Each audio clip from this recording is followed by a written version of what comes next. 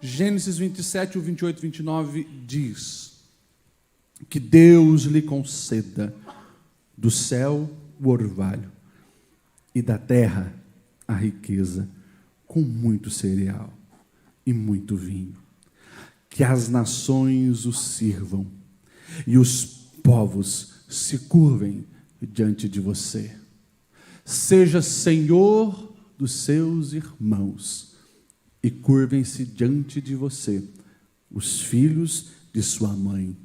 Malditos sejam os que amaldiçoarem e benditos sejam os que o abençoarem. Amém? Você pode se assentar. Diga para a pessoa que está do seu lado: eu aceito essa bênção sobre a minha vida. Amém? Glória a Deus. Que de fato isso esteja sobre nós. Que de fato o favor, a graça, a bondade do Senhor nos faça viver vidas plenas, crescentes e frutíferas. Mas deixa eu fazer pelo menos 3 perguntas retóricas nessa noite. Você conhece alguém que recebeu palavras de bênção sobre si, mas vive uma vida maldita? Você conhece alguém que vai na igreja, declara que Cristo é o seu rei, o seu príncipe da paz, mas que no dia a dia vive uma vida distante da paz? Você conhece alguém que afirma que Jesus é a fonte da sua alegria, mas não há alegria na sua jornada? Muitas vezes nós vamos encontrar a declaração da bênção sobre nós, mas na prática da vida a coisa não é bem assim. E é claro, todas as histórias da Bíblia Sagrada chegaram até nós para nos reorientar, nos reensinar, nos mostrar o caminho a seguir, as decisões a tomar, para que de fato venhamos viver a bênção de Deus sobre nós. E como eu já falei nesse púlpito algumas vezes, Deus deseja te ver abençoado muito mais do que você deseja ser abençoado. Deus deseja te prosperar muito mais do que você deseja ser próspero. Quando olhamos para as palavras de Jesus, o Mestre deixa bem claro: vocês são maus, mas se um filho pede pão, você não vai dar pedra. Se um filho pede um ovo, você não vai dar uma serpente, quanto mais o Pai de vocês que está no céu. Deus deseja que as bênçãos que já foram declaradas no mundo espiritual, elas nos acompanhem na segunda, na terça, na quarta, na quinta, na sexta, no sábado, no domingo, todos os dias. Deus deseja te abençoar. Você acredita nisso, amém? Amém. Aqui na história que nós estamos lendo, nós estamos diante da história de Jacó. E como os patriarcas e essas histórias têm tanto a nos ensinar. Eu não sei se você tem o hábito de ler a Bíblia todo ano, mas nós, como cristãos, deveríamos, todos os anos, ler a Bíblia de ponta a ponta. Quanto mais você lê, mais te edifica, mais você cresce, mais te abre a visão, mais te destrava.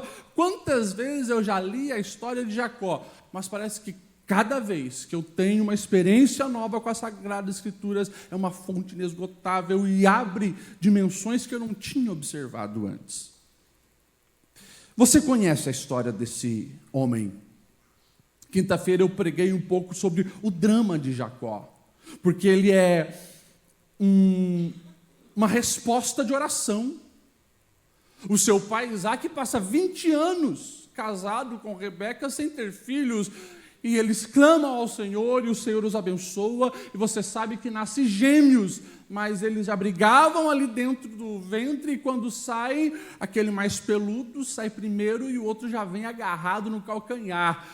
Por ser peludo, recebe o nome de Esaú. Por estar agarrado ao calcanhar, recebe o nome de Jacó. E Jacó significa isso, calcanhar, aquele que agarra o calcanhar. E daí já traz toda essa conotação que a gente vai saber que isso desenvolve-se na vida de Jacó. O trapaceiro, o suplantador, o enganador, e ele cresce dessa maneira, acredito, rodeado de rótulos. Não tem como nós, quem sabe aqui, pontuar como foi essa infância, essa adolescência, mas eu falava na quinta-feira, eu suponho que o pai, por se encantar muito com Esaú, o caçador, o menino dos campos, fez com que a mãe acolhesse aquele que, quem sabe, não tinha esse lugar de destaque no coração do pai. E a Bíblia só vai dar uma informação para nós. Esaú era amado por Isaac e Jacó amado por Rebeca, e ali a casa estava dividida. Esse é o contexto, e nós sabemos que Jacó, ele cresce, e o drama dele é esse. Ele sabe que o irmão, por nascer, quem sabe, segundos na frente, é o primogênito, a bênção sobre ele vai ser dobrada, a riqueza vai ser dobrada, o favor sobre ele vai ser maior. Mas ele, muito esperto, vai dar o seu jeitinho. Primeiro ele compra a primogenitura do seu irmão, e depois ele acaba enganando e mentindo para o próprio pai. Você conhece a história, ele rouba a bênção do irmão. Só que por ter forçado a porta, por ter usado de artimanhas que não devia, nós também sabemos que ele vai colher isso na frente. Ele tem que sair fugido da sua casa, porque o irmão o jura de morte: assim que papai bater as botas, eu te pego e você vai morrer. E como todos sabem, tanto Rebeca quanto Isaac se reúnem e diz: manda esse menino para longe, manda Jacó para longe, e ele vai. E ele vai para a casa, então, do seu tio Labão. Interessante que a jornada era longa, mas na caminhada ele se cansa e ele vai dormir. Pega uma pedra e faz de travesseiro no lugar chamado Luz. E lá tudo se ilumina num sonho, porque ele sonha que é uma escada que sai da terra e vai até o céu. Anjos sobem e descem, e o Senhor se manifesta. Ele sabe que aquele lugar é o lugar onde o Senhor está manifestando. Ele vai chamar de Betel, casa de Deus, porque o Senhor está aqui. Isso me chama a atenção, porque é alguém que mente, engana a sua principal autoridade, que é o pai, engana e trapaceia sobre a vida do irmão, e mesmo assim a misericórdia do Eterno é sobre ele. O Senhor se manifesta e ainda diz que com ele tem um propósito. Que coisa maravilhosa nós reconhecermos a graça, a bondade e a misericórdia do Senhor sobre nós. Já parou para pensar nisso? Apesar de você, Deus não desiste de você. Você pode falar isso para quem está do seu lado? Apesar de você, Deus não desiste de você. Como que pode? Ele planta engano, ele trapaceia, e ele ainda recebe a visitação do Eterno sobre ele. É o Deus misericordioso ali agindo. Você conhece o decorrer da história também, não quero hoje ficar preso nesses detalhes, mas você sabe que ele chega na casa de Labão, se apaixona pela filha de Labão, Raquel, que era a mais nova, e um mês trabalhando, Labão diz para ele: meu filho, não é justo você se esforçar tanto sem um salário, fala qual salário eu devo te pagar. E ele é apaixonado, né? Homem apaixonado faz umas promessas muito doidas. 7 anos eu trabalho para você me dar a mão da Raquelzinha.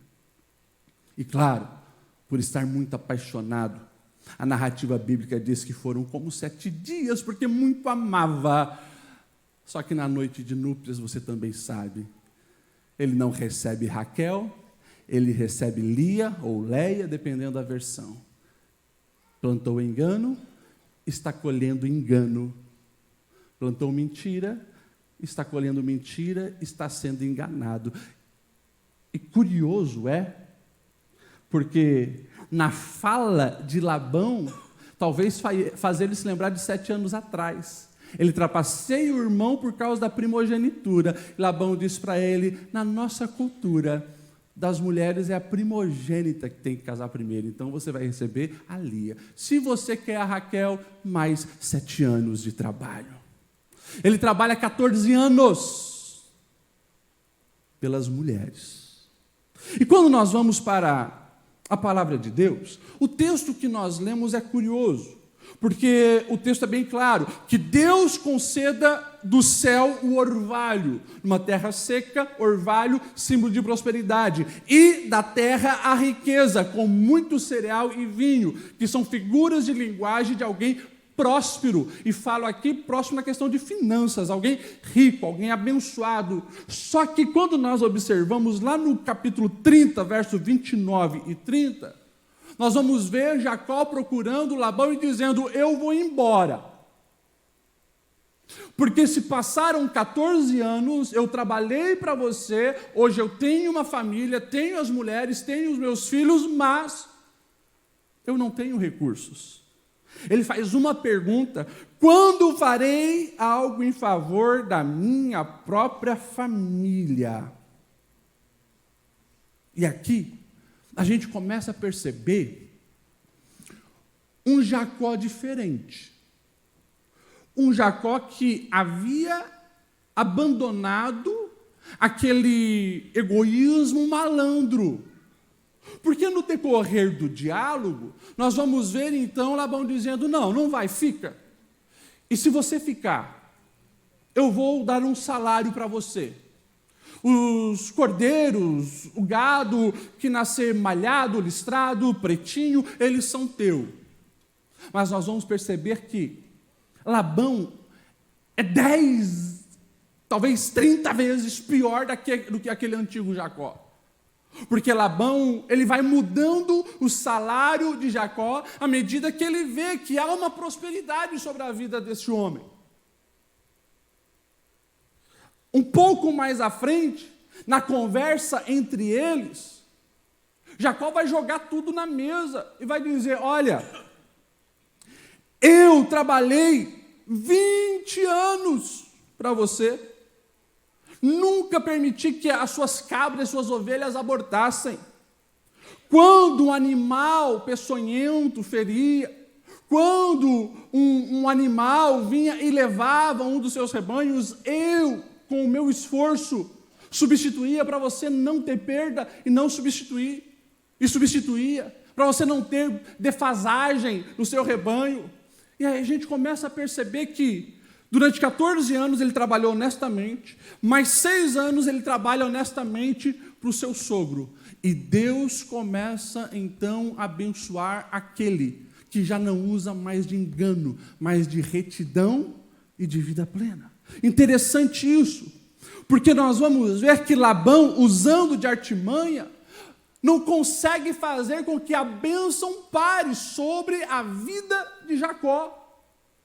Quando Labão diz, olha, vamos mudar o nosso negócio, porque agora vamos fazer assim, as malhadinhas vão ser tuas. Todos os que nasciam vinham malhados. Não, agora é os listradinhos. Todos os listradinhos vinham malhados. E Jacó reconheceu, o Senhor, Deus, não permitiu que Labão me prejudicasse. E aqui o que me chama a atenção é justamente isso. Labão, entre aspas, podemos dizer assim, era alguém que merecia ser enganado. Porque era alguém perverso, com o coração rebelde, com o coração ganancioso. Mas Jacó, em momento algum, entrou no jeitinho de Labão. A experiência que ele teve na caminhada, lá 20 anos atrás, havia mudado o seu coração. E ele agora entende uma grande verdade. Se ele deseja receber a prosperidade dos céus sobre a sua vida, ele precisa honrar o seu Deus e caminhar com integridade. Presta atenção na voz do Senhor falando aos nossos corações. No mundo do jeitinho, no mundo da corrupção, no mundo do toma lá, dá cá. Não se deixe levar. Há promessas de prosperidade sobre a vida daqueles que servem ao Senhor. E você não precisa se corromper. Você não precisa enganar. Você não precisa trapacear. Seja justo, seja honesto, mesmo quando, aos olhos humanos, você parece estar perdendo e se dando mal. Há um Deus que tudo vê. E a palavra dele diz que dele ninguém zomba. Tudo que o homem semear vai colher.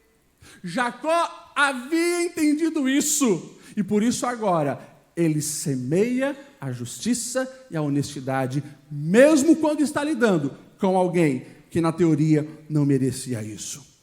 Nós precisamos olhar para essa história, para esse testemunho de Jacó. E se nós queremos desfrutar dessa bênção, caminhe com retidão, porque o verdadeiro sucesso jamais será pautado na mentira e no engano. Isso passa. É castelo de areia, uma hora cai, mas quando você alicerça a vida na justiça e na integridade, vão vir tempestades, mas a sua casa estará sobre a rocha.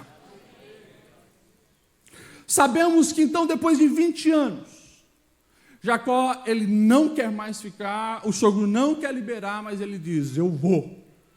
Chama suas esposas e diz, estou indo embora, você sabe como seu pai tem me tratado, os seus irmãos já estão contra mim, vamos embora. E eles saem, você sabe que eles saem fugidos, depois Labão vai atrás, eles se encontram, dialogam, arrumam um acordo, mas Jacó, ele tem um grande desafio.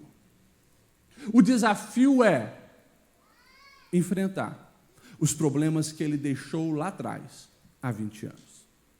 Se nós observarmos os detalhes dessa história, você vai ver que não foi algo intencional apenas do coração de Jacó voltar para a terra da onde ele havia saído. Porque era muito fácil. Ele não quer mais ficar com Labão, mas tem um mundo inteiro para mim ir. Por que que eu vou voltar lá onde tem um Esaú, que é bem provável que não mudou os sentimentos de vingança e vai querer me matar? Sabe por quê? Simples.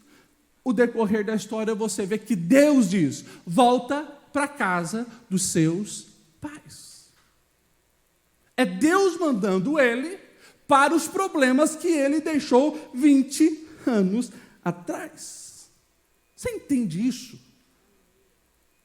Você entende que muitas vezes, preste bem atenção, Deus não vai te livrar de alguns problemas, Ele vai te levar para você resolver alguns problemas que você causou e vai te dar oportunidade para isso.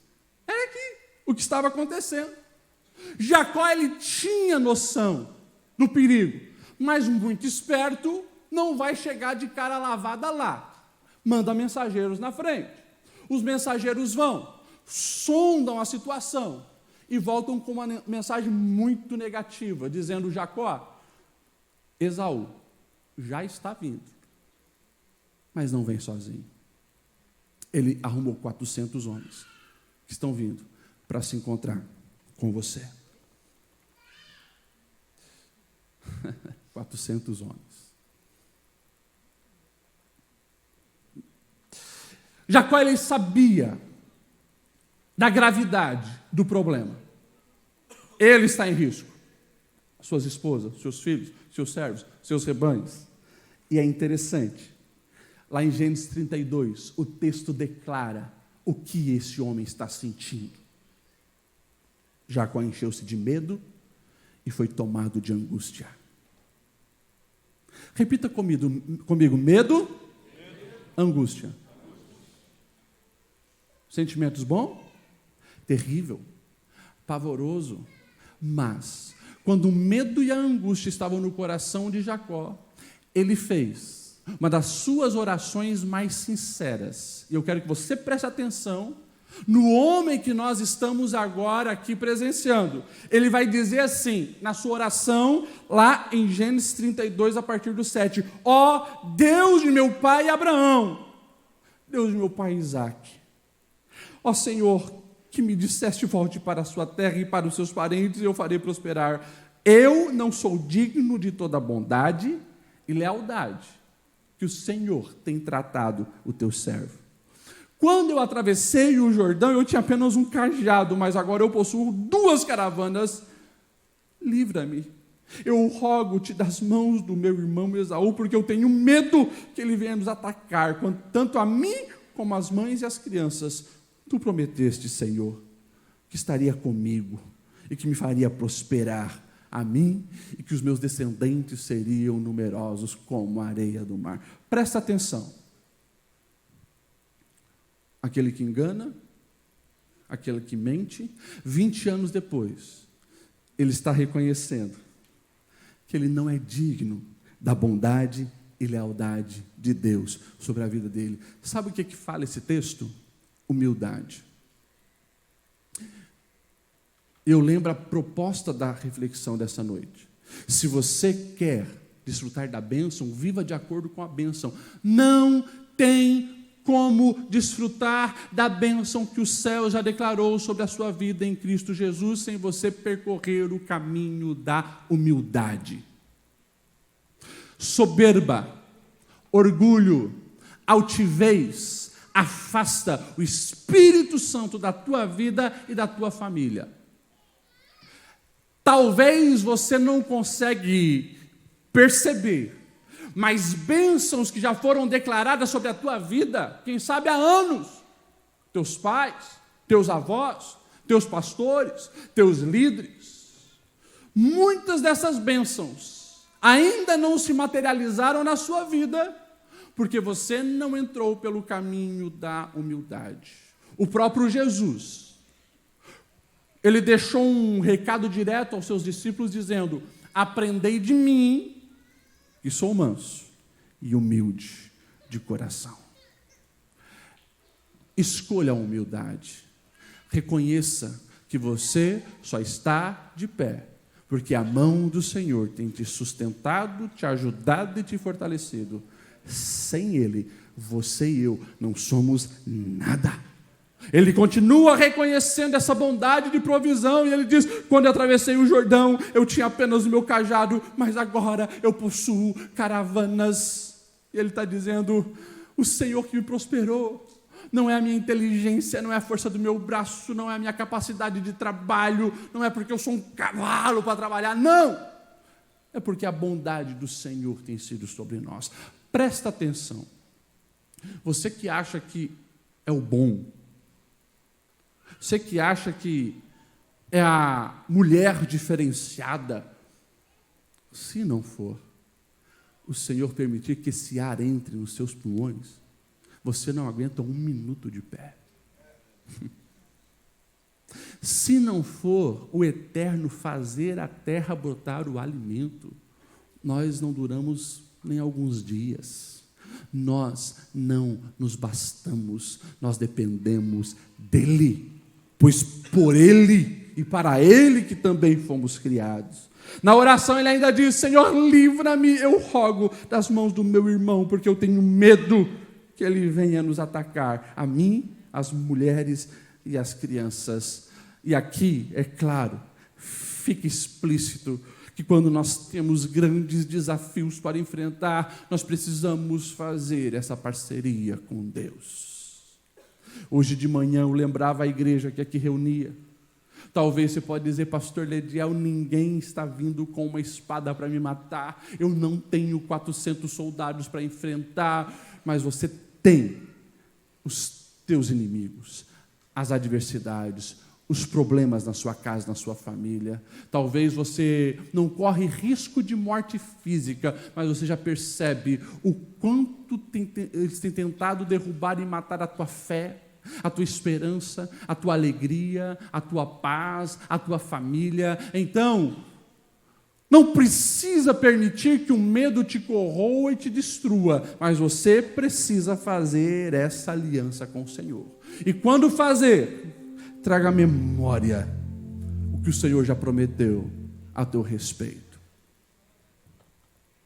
Tem pessoas que hipervalorizam maldições. e se esquece das bênçãos declaradas sobre eles.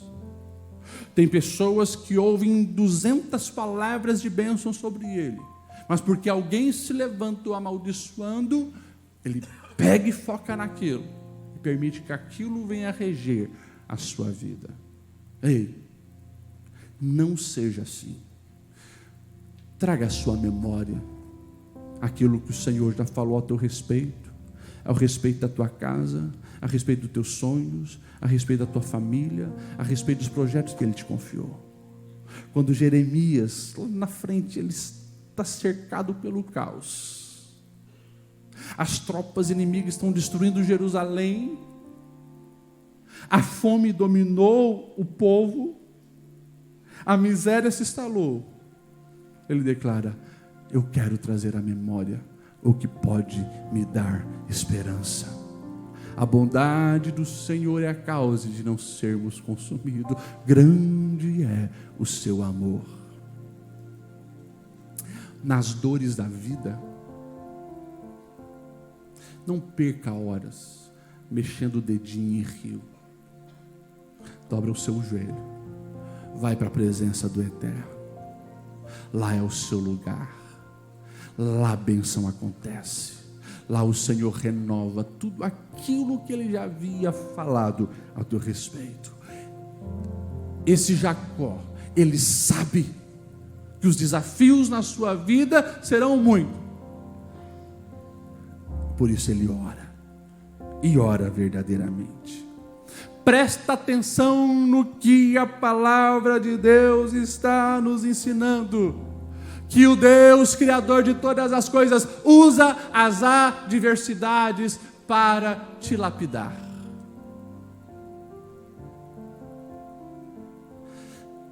E milhares de anos já se passou, mas a minha oração e a tua oração mais verdadeira é do mesmo jeito de Jacó. Quando a vida dói. Quando algo que foge do nosso controle aparece, daí a gente é a gente mesmo diante do Senhor e clama por Ele. Ele está ali orando. Eu acredito que se levanta renovado, mas ainda faltava o principal. Tem que atravessar o Val de Jaboque, filhos, rebanhos, mulheres, e como você sabe, ele fica só para o encontro necessário. O Deus que não abre mão de Jacó e não abre mão de mim e você, aparece novamente, materializado em forma humana. E o texto diz: com o homem Jacó lutou a noite toda. Jacó guerreiro, não desanimou. E o texto vai dizer que quando o homem viu que não poderia dominar Jacó, tocou na articulação da coxa, de forma que deslocou enquanto eles lutavam. E daí vem a pergunta-chave. E o homem disse: deixe-me ir, já desponta o sol. Jacó disse: eu não te deixarei se não me abençoares. E o homem perguntou: qual é o seu nome? 20 anos atrás, a autoridade sobre Jacó fez essa pergunta e ele mentiu: sou Esaú. Agora, a mesma pergunta, mas ele sabe que ali está alguém superior ao seu pai, que não dá de enganar. Sou Jacó. Esse sou Jacó é muito além do nome. Eu sou o enganador. Eu sou o suplantador. Eu sou o trapaceiro. Eu sou aquele que deu jeitinho. Sou aquele que mentiu para o pai, que enganou o irmão. Eu sou esse. E daí a gente pensa: agora então ele reconheceu os seus pecados e consequentemente deve que esse anjo vai ferir a outra coxa para ele sair dali arrastando, quem sabe quebrar o pescoço dele. Não. Mais uma vez, a misericórdia é manifesta quando há reconhecimento das falhas. Não serás mais Jacó, Israel. A mudança aconteceu quando as máscaras caíram, quando o disfarce sumiu, quando o reconhecimento ocorreu. Eu sou esse cara que finjo ser o que não sou. Eu sou o Jacó. A palavra de Deus está nos ensinando que não tem como desfrutar da plenitude da bênção sem você ter a identidade restaurada na presença de Deus. Não venha para o culto com um disfarce, fingindo que esse casamento está tudo bem quando não está. Não venha para a igreja com disfarce, ou não ande na vida com disfarce, ou não se apresente em público com disfarce.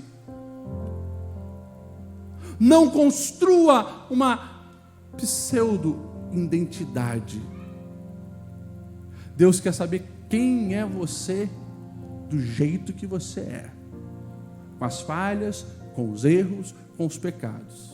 Porque quando isso acontece, você se despe diante de Deus. E essa autenticidade permite com que Ele trabalhe sobre a sua vida e libere algo sobre você. Deus derruba um Jacó para levantar um Israel. Esse processo não é fácil, mas necessário para quem deseja viver a bênção completa de Deus. Para viver o novo, é preciso reconhecer, mas abandonar o velho. E hoje nós estaremos ceando, e claro, precisamos nos lembrar que em Cristo nós já somos nova criatura. Precisamos lembrar daquilo que Romanos 8,15 vai nos declarar: pois vocês não receberam o espírito que escravize, mas receberam o Espírito que os adota como filhos, por meio do qual nós podemos clamar: Abba, Pai. E o próprio Espírito de Deus testifica ao nosso respeito que somos filhos. Isso é você receber o Israel sobre você. Quando você reconhece: Senhor, eu não sou nada, eu sou pecador, eu sou imoral, sou lascivo, sou boca suja. Senhor, eu dou jeitinho no trabalho, eu engano meu cônjuge. Senhor, já fiz um monte de coisa errada e nunca foi confessado. Mas quando tudo isso vem para fora e você coloca aos pés da cruz, ali no madeiro, o sangue que escorre, Ele é capaz de purificar todos os pecados, e ali há restauração, nova vida, ali há a adoção para quem deseja ser filho. Que nós possamos passar pelo nosso val de Jaboque, ter esse encontro com o Senhor, para sair de lá renovado para um novo tempo. Ele vai mancando para se encontrar com o seu irmão. O texto que nós lemos lá no início é curioso, porque a bênção sobre Jacó que havia sido declarada falava: olha, os seus irmãos te servirão. 20 anos se passaram e o irmão quer matá-lo. 20 anos se passaram e o irmão não quer servir. E ele vai se encontrar com esse irmão. Daí o texto vai dizer que ele passa todos na frente e vai. E lá no capítulo 33, o verso 4, o texto vai dizer: Esaú o avistou, correu ao encontro de Jacó. Eles se abraçaram, se agarraram um ao pescoço do outro, se beijaram e choraram muito. Não tem explicação sobre o que aconteceu a não ser espiritual. Deus agiu no coração de Esaú, enquanto Jacó estava na presença dele. Mas a gente percebe que a partir de agora, um novo nível de vida para esses homens iniciam, porque era necessário acontecer o perdão.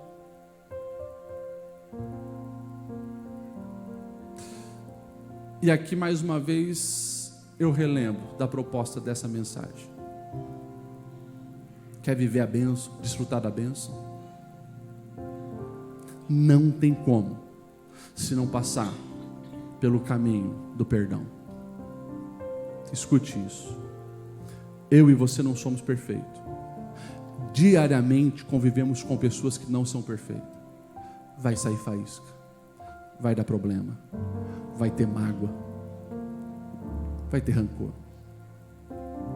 Mas não seja um colecionador disso no seu coração. A proposta da palavra de Deus, de ponta a ponta: perdoa. Perdoa para viver um novo tempo. Não é eu que estou dizendo. Se você olhar a palavra, é uma vastidão de versículos, eu quero citar 3. O próprio Jesus, ele vai manifestar que isso é algo tão espiritual que não adianta você trazer a sua oferta ao altar se há algo contra o seu irmão. O mestre Jesus diz: deixa ali, vai primeiro reconciliar-se a certas coisas, depois volta, então será aceito pelo Deus eterno. Eu posso aplicar isso para a nossa realidade? A gente vem, a gente canta, a gente levanta a mão, a gente coloca uma oferta na salva, a gente bate palma, a gente presta atenção na palavra, a gente vai para casa com a Bíblia.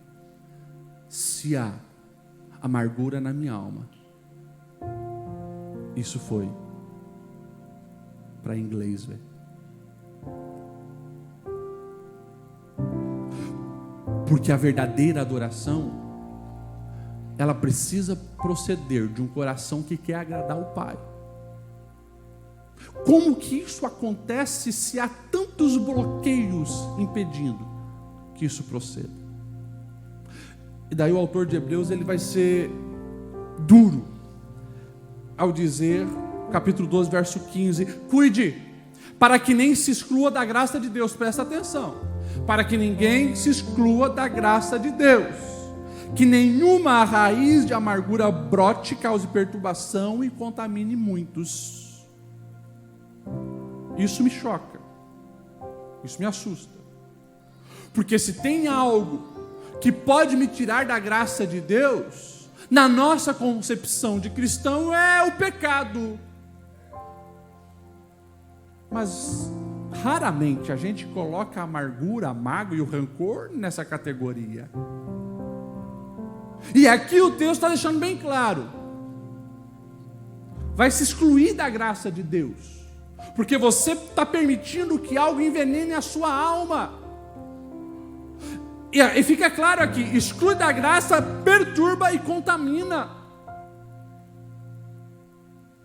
E deixa eu apertar um pouco mais, porque daí o apóstolo Paulo, quando ele está escrevendo aos Coríntios, na sua segunda carta, capítulo 2, ele vai dizer assim no verso 10 e 11: se vocês perdoam alguém, ele vai dizer, eu também perdoo.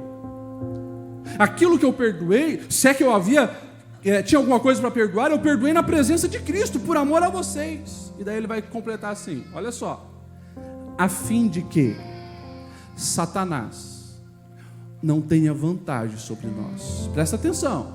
Não estou falando do pastor Lediel. Não. Eu estou falando do apóstolo Paulo.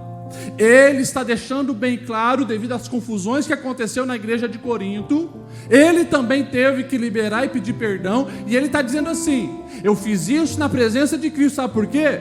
Porque se nós não nos perdoarmos, Satanás tem vantagem sobre nós. Isso me choca, isso me assusta, porque daí a gente começa a perceber o que acontece com essa família que 15 anos crente, 20 anos crente, e se você começa a ouvir um pouco mais, você percebe, lá está raízes de amargura, rancor e raiva E isso dá legalidade e vantagem para o mal agir. Que nós possamos entender que já temos um referencial de perdão em Cristo Jesus. Ele é perfeito, nunca errou, nunca vacilou, nunca falhou com ninguém.